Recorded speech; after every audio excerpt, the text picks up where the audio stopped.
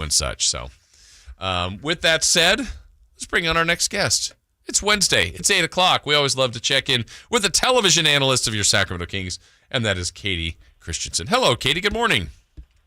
Good morning, Jason. How are you? I'm doing well. And how are you? I thought Jay was about to say something. No, I was. I didn't want to cut you off. She sounds so much more pleasant. I can't figure it out. How do you think, by the way, Kayte, you've known Dave for years. How do you think he's doing as caretaker Dave? You know, when it comes down to it, no matter what Dave tries to portray, he's actually I imagine he's knocking it out of the park. Uh-oh. See, we don't have that image. Did she just out him as a good husband? How dare you? He's been telling people for years he's terrible at it. Right. He's got us all fooled. Well, hopefully he'll be back tomorrow. I know the home finale was last night. And, the season is literally going to come to an end this weekend, Kayte. But, when you get to this end part, and we're seeing things like last night where Damian Jones continues to play well, Davion Mitchell's been incredible. How much are you buying into what we're actually seeing and believing it can transfer into years to come, as opposed to, hey, it's the end of the year where guys are just getting minutes? I don't think it's that. I don't think it's that at all. I think that there's part of it where, there's guys that came over at the trade deadline. Josh Jackson really the one to be, most blunt about that we hadn't seen. And so I look at that as like, yeah, he's got to get some minutes. They've got to get a good look at him. There's reasons like Mo Harkless isn't playing and Justin Holiday's minutes have been cut back a little bit. It's because they've got to take a look at some of these guys. But when it comes to Damian Jones, he's playing because he has to be playing. Yeah. You know what I mean? And they absolutely have no one available at that position. And, Nini last night getting time, it's a great thing. They need to be able to have the opportunity to see him in, actual game situations other than in the G League. But when it comes to Davion and Damian and, Chimezi, some of these guys, it's because they absolutely need them right now with all the injuries and whatnot. And I'll tell you what, Davion Jones has just been so good in so many different ways. And it's shocking how he is impacting the game consistently on multiple levels, right? Like his ability to protect the rim and be in the paint. The 6 block shots against Houston was just phenomenal, but also rebounding. And, he's showing different areas of his game offensively. He's knocked down some threes. His mid-range game is actually very, very good. And then he's got some moves around the basket and obviously the leaping ability to be able to finish, at the rim. So he's just been really, really good. And then Davion Mitchell, my goodness, the 17 assists last night, Jay Ross. Yeah. It was like, and he could have had 25. He could have. There was shots that, guys didn't knock down that were open or, kind of in and out type looks, but he was phenomenal distributing the ball last night. Kayte Christensen joining us. Kayte, I want to go back to Damian Jones real quick because I think watching him, and even I think you can make the same sort of argument for Chimezi Metu, guys that the Kings brought in that had been let go by other teams. I think this really speaks to the Kings, developmental staff in a lot of ways. How much weight do you put in that on Damian Jones and Chimezi Metu becoming rotational type guys when they were, essentially, I hate to use the term left for dead, but they were on the scrap heap, so to speak? Yeah, well, when you look at where they came from, you got to put that into consideration too, Jay. Damian came from Golden State and won 2 titles with them. And tell me how hard it is for a young player, a rookie, to crack a lineup with a championship team. Extremely, extremely difficult. And then Chimezi Metu, he came from San Antonio under Greg Popovich that has a very specific system and had, success for years with their regular guys. And so sometimes it's just players aren't a fit right now. It doesn't mean they're not a fit at all. Does that make sense? Mm-hmm.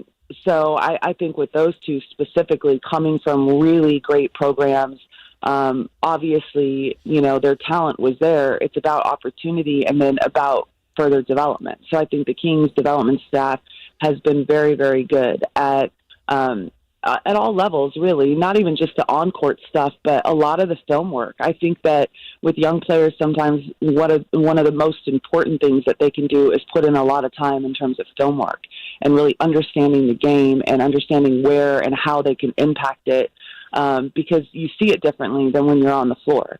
And, you look at Davion Mitchell at almost every single timeout, you guys, he's going and he's looking with, their video coordinator, Isaac, and he's going over plays that just happened. And he's doing it during the game. And so imagine what he's doing, away from the game, on days off, those types of things. So I look at Damian Jones and Chimezie Metu as young players that were with great teams that it's hard enough to crack, a lineup on, a regular team, not even just a contending team.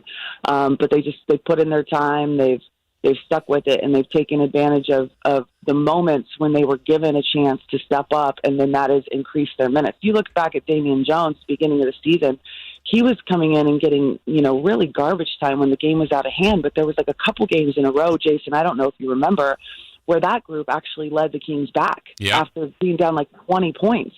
And when that happened a couple times consistently, then he started getting a regular little look in the rotation, and then it's just kind of increased as the season has gone on. Kayte, Monty's task in the offseason is to try to end this drought, right? He's got to put the team in the best possible spot with the best roster that he can to get out of this 16-year drought. When you look at this team, what are a couple of the – where would you start? Where would you start with making this team tangibly better in 2022-2023? Well, I think a lot of people immediately go to offense, and the Kings haven't really had a problem scoring. What they've had a problem doing is stopping people. So other than offensively saying, listen, you need people that can knock down the three more consistently, more of them, right? You look at a lot of the great teams, and they've got 3, 4, sometimes 5 guys that are shooting 35, 37, 40%, right? But the difference is that I think that, as it stands, the Kings have a lot of offensive, kind of power, if you will. What they don't have is consistent defense. And so I think that when Monty goes into offseason, one of the things that he has to really look at is how does he shore up the defense even more. You've got great pieces that have done a good job. Davion, Dante, Damian Jones has been great defensively, but you need to make sure that you really have 4 guys out on the floor at a time that are solid to great defenders instead of like 2 that are covering up other players with defensive liabilities. Kayte, and kind of building on top of that, I think there's, at least from a fan standpoint, a hope that Davion and De'Aaron can play and share the same backcourt next year. Neither of those guys are exactly big guards. What do the Kings kind of need to put around them if they're going to try to roll out a 1-2 punch of De'Aaron and Davion in the starting lineup potentially next year? Oh my gosh, that's the multi-million-dollar question, right, Jay? Like, you have 2 great players that obviously are so talented and they're so similar. And Mark and I were talking about it on the broadcast last night. I liken it a lot to CJ McCollum and Dame Lillard, who to me are very much the same player, but somehow they figured out a way to play side by side under a system and work together.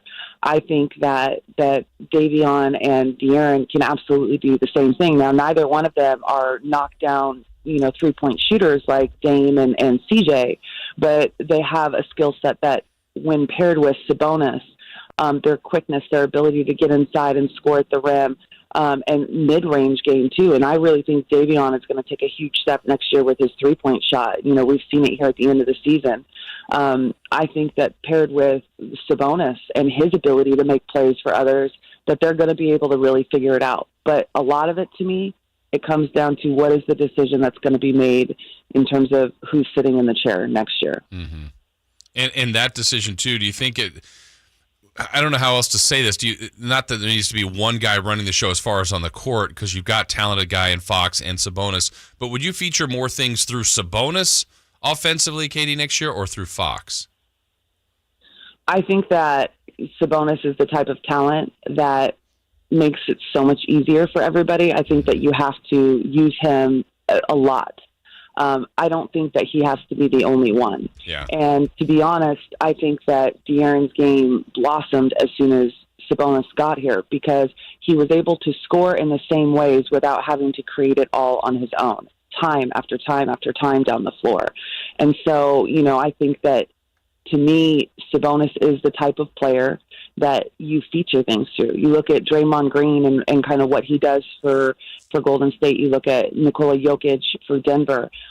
You can have phenomenal players around these guys that are bigs, that are really, most of the time, your primary facilitator. Well, it's going to be interesting to see this offseason for sure. 2 more to go. Kayte, thank you as always, and we look forward to talking to you next week. All right, guys. Have a good one. All right, thank you. That's television analyst Kayte Christensen.